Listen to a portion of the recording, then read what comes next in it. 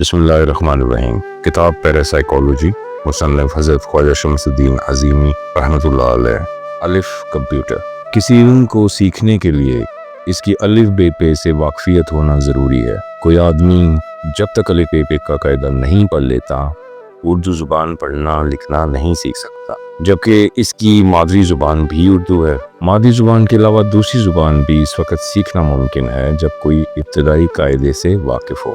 مثلا انگریزی پڑھنے لکھنے اور اس میں مہارت حاصل کرنے کے لیے ABCD پڑھنا ضروری ہے۔ اگر کوئی آدمی ابتدائی حروف جو آپس میں مل کر لفظ بنتے ہیں سے واقف نہ ہو، اسے پڑھا لکھا آدمی نہیں کہا جا سکتا، چاہے وہ ذہنی طور پر کتنا ہی ذہین ہو۔ جس طرح علوم سیکھنے کے لیے قاعدہ پڑھنا اور لکھنا ضروری ہے، اور جس طرح قاعدے سے واقفیت ضروری ہے، روحانی علوم سیکھنے کے لیے بھی اللہ تعالیٰ کے بھیجے ہوئے پیغمبروں اور پیغمبروں کے شاگردوں کا بنایا ہوا قاعدہ پڑھنا ضروری ہے۔ ظاہری علوم سیکھنے کے لیے الف بے پے پڑھنا ضروری ہے، اور باطنی علوم سیکھنے کے لیے طرز فکر تبدیل کرنا ضروری ہے۔ طرز فکر تبدیل کرنے سے مراد یہ ہے کہ ہم نے اس پیٹرن کو اڈاپٹ کرنا ہے جو صراط مستقیم ہے، جس کو اللہ کے ہاں قبولیت حاصل ہے۔ روحانیت سیکھنے کے لیے بغدادی قاعدہ یا گرامر کی کوئی کتاب انسانی تاریخ میں اب تک نہیں چھپی۔ روحانی علوم یا روحانی علم منتقل ہوتا ہے، اس کی آسان مثال بچے کے اندر ماں کی زبان کا منتقل ہونا ہے۔ کوئی ماں مادری زبان سکھانے کے لیے بچے کو الف بے پے نہیں پڑھاتی۔ بچے کے اندر طرز فکر وہی ہوتی ہے جو ماں باپ کی ہوتی ہے۔ بکری کا بچہ گھاس کھاتا ہے، گوشت نہیں کھاتا۔ شیر کا بچہ گوشت کھاتا ہے، گھاس نہیں کھاتا۔ اور کبوتر کا بچہ نہ گھاس کھاتا ہے اور نہ گوشت کھاتا ہے، وہ دانہ چگتا ہے۔ آدمی کا بچہ گوشت بھی کھاتا ہے، سبزی بھی کھاتا ہے، مٹی بھی کھاتا ہے، پتھر بھی کھاتا ہے، جڑیں بھی کھاتا ہے، لکڑی بھی کھاتا ہے۔ لکڑی سے مراد وہ جڑیں ہیں جو لکڑی کی طرح ہوتی ہیں، مثلا ہلدی، دار چینی وغیرہ۔ آدمی کا بچہ یہ اس لیے کھاتا ہے کہ اس کے ماں باپ یہ سب جڑیں کھاتے۔ آدمی کی طرح اگر شیر کی بھی یہی غذا ہوتی تو اس کے بچوں کی بھی یہی خوراک ہوتی۔ کھانا پینا، شکار کرنا اور زندگی کے دوسرے عوامل شیر کے بچوں کو بغیر سیکھے ہوئے منتقل ہوتے ہیں، یعنی ان سب چیزوں کو سیکھنے کے لیے قاعدہ پڑھنا ضروری نہیں ہے۔ کوئی بھی مخلوق جو اس دنیا میں موجود ہے اپنی مادری زبان جانتی ہے اور ایک دوسرے کو مادری زبان میں اپنی کیفیت سے مطلع بھی کرتی ہے۔ مرغی کو جب یہ خطرہ لاحق ہوتا ہے کہ اس کے بچوں کو چیل اٹھا کر لے جائے گی تو ایک مخصوص قسم کی آواز نکالتی ہے اور سارے بچے اس کے پروں میں سمٹ جاتے ہیں۔ فلالحاصل قیاس ہر نوع اپنی اپنی زبان جانتی ہے اور یہ زبان اس کی نسل میں بولی اور سمجھی جاتی ہے، لیکن اس کے ساتھ ساتھ گفتگو کا ایک اور طریقہ بھی ہے جس سے ہر شخص کسی نہ کسی وقت دوچار ہوتا ہی رہتا ہے، اور ہر شخص اس طریقے سے واقف ہے۔ یہ طریقہ اشاروں کی زبان ہے۔ آدمی کے اندر کوئی ایسا کمپیوٹر نصب ہے جو اس کی زندگی کے مختلف مراحل میں ہدایت دے رہا ہے۔ کبھی وہ ایسی ہدایت دیتا ہے جس سے آدمی غمزدہ ہو جاتا ہے، کبھی ایسی ہدایت ملتی ہے کہ وہ بغیر کسی سبب کے خوش ہو جاتا ہے، کبھی اسے پانی پینے کی اطلاع دی جاتی ہے، کبھی وہ کمپیوٹر اسے یہ اطلاع فراہم کرتا ہے کہ اعصاب میں حرکت کرنے کی صلاحیت نہیں رہی، لہذا سو جاؤ۔ سوتے آدمی کو یہ اطلاع ملتی ہے کہ اب اگر مزید چارپائی پر لیٹے رہے اور شعوری حواس میں داخل نہیں ہوئے تو اعصاب منجمد ہو جائیں، لہٰذا فوراً اٹھ جاؤ اور حرکت شروع کر دو۔ جب تک کمپیوٹر کو اطلاع نہیں دیتا، آدمی یا کوئی بھی زیرو کوئی کام نہیں کر سکتا۔ اس میں انسان، بھیڑیا، بکری، کسی جانور کی یا نباتات و جمادات کی کوئی قید نہیں ہے۔ سب کے اندر یہ اطلاع دینے والی مشین نصب ہے۔ اس مشین کی ایک بڑی خصوصیت یہ ہے کہ یہ وہ اطلاع فراہم کرتی ہے جو حالات اور وقت کے مطابق ہو۔ یہ کمپیوٹر آدمی کے اندر اس کی روح ہے۔ موجودات میں جتنی زیرو یا غیر زیرو سمجھی جانے والی مخلوقات ہیں، سب میں ایک ہی طرح کا کمپیوٹر نصب ہے۔ انسان اور دوسری مخلوق میں اگر کوئی فرق ہے تو صرف یہ ہے کہ انسان کے علاوہ دوسری کوئی مخلوق اس کمپیوٹر کے علم سے ناواقف ہے۔ صرف انسان کو اللہ کریم نے کمپیوٹر کا پورا علم عطا فرمایا، سکھایا ہے۔ اچھا، اسی کتاب کی کنٹینیوشن کے اندر جو نیکسٹ چیپٹر ہے وہ ہے روح کا لباس۔ انسان کی مجموعی زندگی پر اب غور کیا جائے تو یہ حقیقت سامنے آتی ہے کہ زندگی کی ساری طرزیں اور زندگی رواں دواں کرنے والے سارے تقاضے، تمام احساسات و کیفیات اطلاعات پر قائم ہیں۔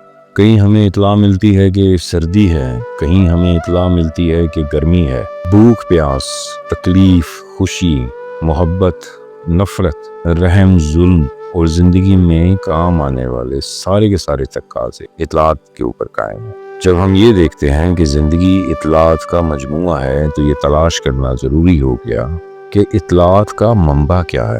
جو دوسری بات ہے، یہ غور طلب ہے کہ اطلاع کس جگہ آ کر ٹھہرتی ہے اور ریسیونگ اسٹیشن جو اطلاع قبول کرتا ہے کہاں واقع ہے۔ تیسری بات یہ ہے کہ اطلاعات میں معنی پہنانے والی ایجنسی کون سی ہے۔ چوتھی بات یہ تحقیق طلب ہے کہ اطلاعات کو معنی پہنانے کے بعد مظاہرات کس مشین پر چھپ رہے ہیں۔ پانچویں بات یہ ہے کہ اس چھپائی میں جو مادہ کام کر رہا ہے وہ کیا ہے۔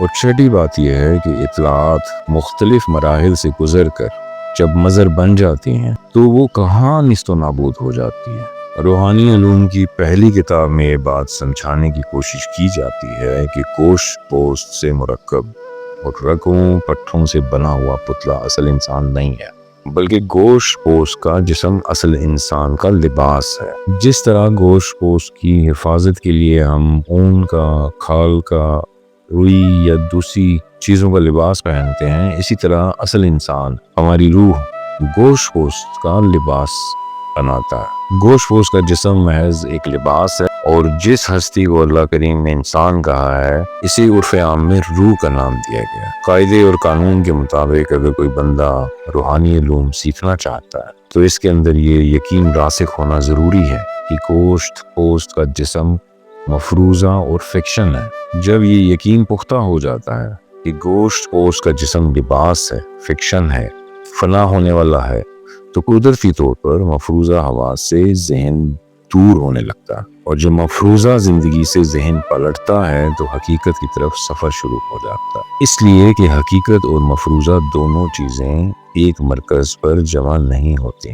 مفروضہ حواس اور مفروضہ چیزیں بدلتی رہتی ہیں، ٹوٹتی اور بکھرتی رہتی ہیں، فنا ہوتی رہتی ہیں، لیکن حقیقت نہ بدلتی ہے، نہ ٹوٹتی ہے، نہ بکھرتی ہے اور نہ فنا ہوتی ہے۔ حقیقت جو قائم بالذات ہے، حقیقت جو اپنے مرکز پر مستقل طور پر رواں دواں ہے، اس انسان کی طلاع سے سامنے آتی ہے جس کو قرآن نے روح کہا ہے۔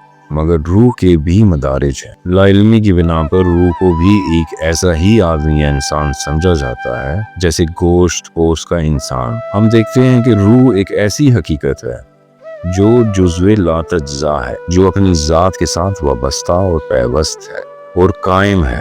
روح کی اپنی ایک صفت ہے، وہ یہ کہ روح ہر آن ہر لمحہ متحرک رہتی ہے اور قائم بالذات رہتے ہوئے طرح طرح کے روپ میں مظہر بنتی ہے۔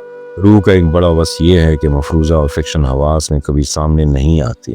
مفروضہ اور فکشن حواس کو اپنے لیے لباس کے طور پر استعمال کرتی ہے، لیکن چونکہ ہر لمحہ ہر آن متحرک رہنا اس کا ایک وصف ہے، اس لیے وہ کبھی انسانی لباس میں جلوہ گر ہوتی ہے، کبھی بکری کے لباس میں، کبھی جنات کے لباس میں اور کبھی فرشتوں کے لباس میں جلوہ گر ہوتی ہے۔ روحانی سائنسدانوں نے زمین پر تقریباً 11,500 نوعوں کی نشاندہی کی، اور ہر نوع روح کا ایک جز ہے۔ روح کی ایک تعریف یہ ہے کہ ایک طرف نوعی لباس اپنے لیے منتخب کرتی ہے، دوسری طرف اس نوع کے افراد کی حیثیت میں مختلف لباس اختراع کرتی رہتی ہے۔ روح کی اس کارکردگی کو جاننے کے لیے ہم کہہ سکتے ہیں کہ روح کا نوعی لباس نیگیٹو ہے اور نوع کے افراد اس نیگیٹو کا پازیٹیو ہیں۔ یہ عجیب و غریب نظام ہے کہ روح یعنی نوع کا لباس اور نوع کے افراد کا لباس بناتی رہتی ہے، اور یہ لباس سوت اور اون کے لباسوں کی طرح خستہ ہوتے رہتے ہیں۔ اس کو سمجھنا کوئی زیادہ مشکل بات نہیں ہے۔ اصل انسان یا روح جب لباس کی ابتدا کرتی ہے تو لباس ہمیں خوبصورت، نرم و نازک اور معصوم صورت بچہ میں نظر آتا ہے، اور پھر یہ لباس ہر آن اور ہر لمحہ بدلتا رہتا ہے۔ ہر آن ایک لباس اترتا ہے اور ایک لباس بنتا ہے۔ لباس کے اترنے اور بننے میں لباس میں تغیر واقع ہوتا ہے۔ کہیں سیاہی بڑھ جاتی ہے، کہیں سیاہی گھٹ جاتی ہے۔ تصویر ایک ہے، مشین بھی ایک ہے، چھپائی بھی ایک ہے، لیکن ہر تصویر کے امپریشنز میں کچھ نہ کچھ فرق پڑ جاتا ہے۔ بتدریج لباس تبدیل ہوتے ہوئے اس حال کو پہنچ جاتا ہے کہ اس میں مزید کوئی سکت باقی نہیں رہتی اور یہ لباس ختم ہو جاتا ہے۔ سکت نہ رہنے کو ہم بڑھاپے کے نام سے یاد کرتے ہیں۔ یہ قانون اس لیے بیان کیا گیا ہے کہ بات پوری طرح سامنے آ جائے اور ہم یہ سمجھ لیں کہ روح ہر آن ہر لمحہ متحرک رہتی ہے، اور ہر آن اور ہر لمحہ کی حرکت دراصل روح کا ایک لباس ہے۔ یہی لباس ہمیں مظاہراتی طور پر شکل و صورت میں نظر آتا ہے۔